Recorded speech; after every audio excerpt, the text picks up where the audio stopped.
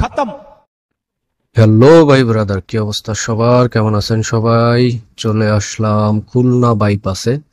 খুলনা বাইপাসে আসলে আমার কেমন যেন মনটা ভালো হয়ে যায়। এত সুন্দর রাস্তা, মানে রাস্তা দেখলেই মন ভালো হয়ে যায়, এরকম একটা ব্যাপার থাকতে পারে? এটা খুলনা বাইপাস যারা দেখছেন এরা অবশ্যই জানেন। তো আজকে যাচ্ছি কই? আজকে যাচ্ছি হচ্ছে আমভিটা বাজার। মূলত কোনো বাজার করতে না, আমভিটা বাজার থেকে একটু বাম দিকে একটা পিকনিক স্পট আছে, জনতা পিকনিক স্পট, ওই জায়গায় ঘুরতে যাব। আজকে সারা দিন অনেক ব্যবসা গরম, তো চিন্তা করতেছিলাম একটু ঘেরের পাশে বসে একটু প্রাকৃতিক বাতাস খেয়ে আসি, এই জন্য বের হলাম। তো যেতে যেতে পেঁচাল পাড়তে থাকবো আর আপনাদের দেখাতে থাকবো খুলনার বাইপাস, তারপরে হচ্ছে পুরাতন পুরাতন সাতক্ষীরা রোড ধরে তারপর যাইতে হয় আম্বিটা বাজারে। একসময় সাতক্ষীরা থেকে খুলনা যাতায়াতের জন্য ওই রাস্তাটা ব্যবহৃত হইতো, এখন অবশ্য ওই কাজে ব্যবহার হয় না, তবে ওই সাইডের লোকজন খুলনা আসার জন্য এই রাস্তাটাই ব্যবহার করে। আর এখন আমি যতটুকু জানি রাস্তার অবস্থাও বেশি ভালো না, অনেক জায়গায় ভাঙাচোরা। তো দেখা যাক কি অবস্থা।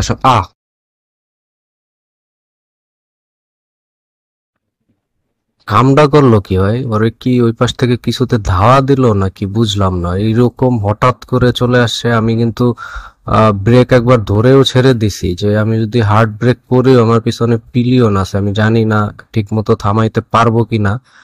তারপর আবার ছেড়ে দিলাম যে হয়তো বাড়ি টাড়ি খেয়ে সরে যেতে পারে। তা মনে হইলো যে না, আল্লাহ বাঁচাই দিছে। যাই হোক, এরকম অপ্রত্যাশিত ঘটনা আসলে আপনি রোডে নামলে হবেই। আপনি যত প্ল্যান করেই বাইর হন, এরকম দু একটা ঘটনা হবেই।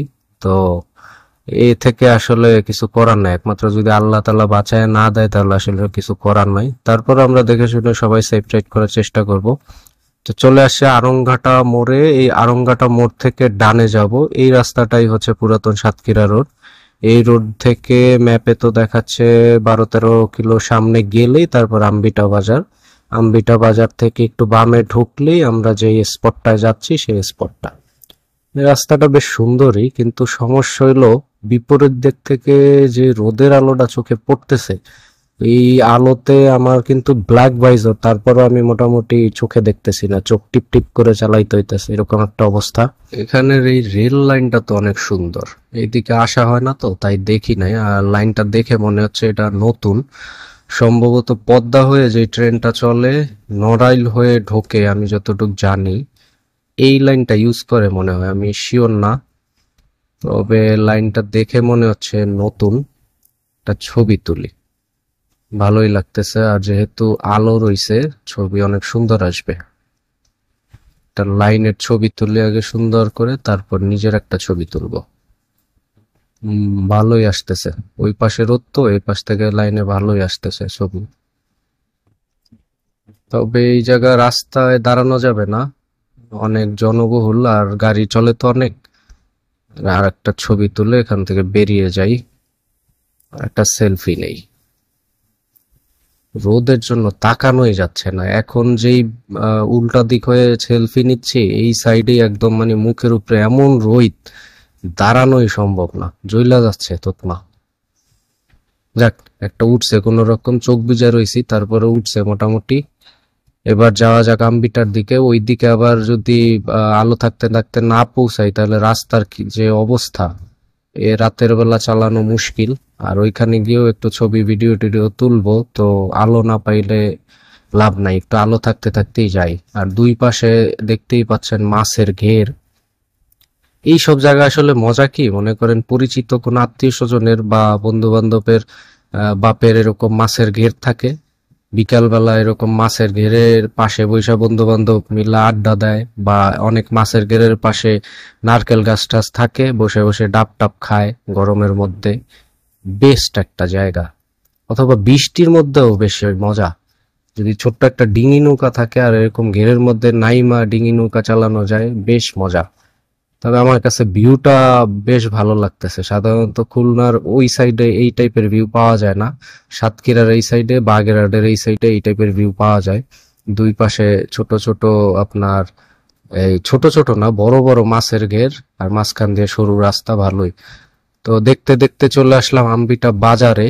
এই বাজার থেকে আমরা এখন বামের দিকে যাব, বামের দিকে গেলেই তারপরে যতটুক ম্যাপে দেখাচ্ছি একটু সামনেই মনে হচ্ছে সেই পিকনিক স্পটটা, জনতা পিকনিক স্পট। আয় রে বিড়িস এত চিপা দিছে অটো ঢুকায়, কেমন লাগে।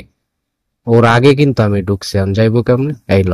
সামনে প্রাইভেট কার, উনি তো অ্যাটলিস্ট দেখতেছিল যে আমি অটো আর একটা মোটর সাইকেলই স্ট্রাগল করা লাগে, উনি হান্দায় বয়ে রইছে। এখন যাও পিছে, কি রে, পিচ্ছি কি মুততাছে নিয়ে আনে। যাক বেরোয় আইসি কোন রকম। জায়গাগুলো সুন্দর ভাই, এগুলা কিন্তু লেক না, এগুলো হচ্ছে ঘের। এইটাই মনে হয় গেট, হ্যাঁ। এই যে সেই জনতা পিকনিক স্পটের গেট, যাই ভিতরে ঢুকি। এগুলো পুকুরও না লেকও না, এগুলো মূলত মাছের ঘের। ভাই টিকিট লাগবো নি?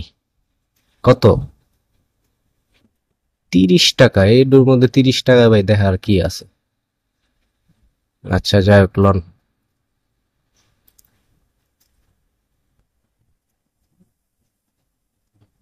গাড়ি রাখবো কই? ও আচ্ছা ঠিক আছে। যাই হোক চলে আসছি জনতা পিকনিক স্পটে। এখান থেকে দেখি ভিতরে, দেখে মনে হচ্ছে বেশি কোনো বড় জায়গা না, ছোট জায়গা। আর আমার মনে হয় এটা কারো পাবলিক প্রপার্টি, পাবলিক না সরি প্রাইভেট প্রপার্টি। হয়তো নিজেরই মাছের গেটের আছে, লোকজন আছে দেখাশোনা করার জন্য, দিছে টিকিট সিস্টেম করে আসো, 30 টাকা করে টিকিট দিয়ে এরপর মাছের গেটের দেখো। আর যতটুক জানি একটু সিটিং অ্যারেঞ্জমেন্ট আছে, পোলাপান আহে, কাপেলরা আহে, বৈশা বিকালবেলা আড্ডা দেয় এই। তো এই হলো ভিতরের ভিউ। আমি এই গেটেই দাঁড়ানো, গেট থেকে ঘুরে দেখাচ্ছি। এই পাশে এই যে কোনায় একটা বড় গাছ আর একটা টিনের ঘর, এই থেকেই শুরু এরিয়া। এই গ্রিন একটু জায়গা আছে, পোলাপান এখানে খেলাধুলা করে। সামনে বড় লম্বা একটা ঘের লেকের মতো। আর এই যে বাম পাশে এগুলো দেখতে পাচ্ছেন, এই লেকের পার দিয়ে গিয়ে তারপর দুই পাশে খালি ওই সিমেন্ট দিয়ে বেঞ্চ করা, এরকম আহামরি দেখার কিছু নাই। তবে এখন মোটামুটি আলো পড়ে গেছে, আলো পড়ে যাওয়ার পরে আমি যেই জায়গাটায় বসে আছি, এই জায়গাটা মোটামুটি বেশ শান্তির একটা জায়গা মনে হচ্ছে। পিছনে দেখতেই পাচ্ছেন সূর্য পড়ে গেছে, আলো অনেক কমে গেছে, আর মোটামুটি বাতাস আছে। পিছনের দিকে এই ছোট একটা ঘের। আর আমি যদি অনেস্টলি বলি তাহলে 30 টাকা দিয়ে টিকিট কেটে এই জায়গা দেখা আসলে অর্থিত না। এর চেয়ে আসার পথের দুই পাশের যে ভিউ তাও সুন্দর।